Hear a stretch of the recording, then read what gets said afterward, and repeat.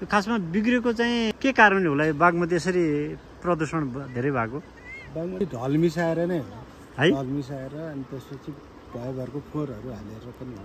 तपाईँ कहाँ बस्नुहुन्छ?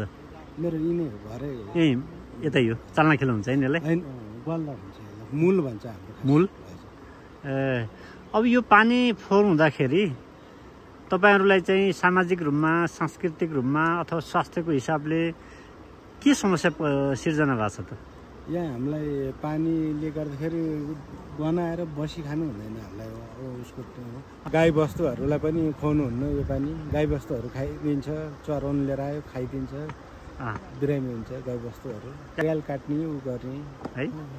अहिले पनि तिर्सु माथि सुन्दरी जलमा जाँदाखेरि सफा नै छ पानी होइन, तल तल आउँदाखेरि अलिकति बिग्रिया छ। अब यसलाई कसरी सफा गर्न सकिएला जस्तो लाग्छ दाइ? तपाईँ यहाँको स्थानीय मान्छे, पहिल्यैदेखि बसिरहेको मान्छे होइन, के लाग्छ तपाईँलाई? यसलाई सबभन्दा पहिला त मेरो विचारमा ढलहरू छ नि, ढलहरू र विभिन्न किसिमको फोहोरहरू बागमतीमा फाल्ने परम्परा छ नि, अनि माथि माथि बुङ्गुर पालन गरेर अनि फोहोर पनि फाल्ने गरेको छ क्या बागमतीमा। त्यो गऱ्यो, त्यो हटाउनु पऱ्यो पहिला। त्यो बागमतीमा जसले प्रदूषण गर्छ, जसले फोहोर फाल्छ त्यसलाई कडा सजाय गर्नुपर्छ। आम्दानीको स्रोत भने नि त्यही पशुपालन नै होइन।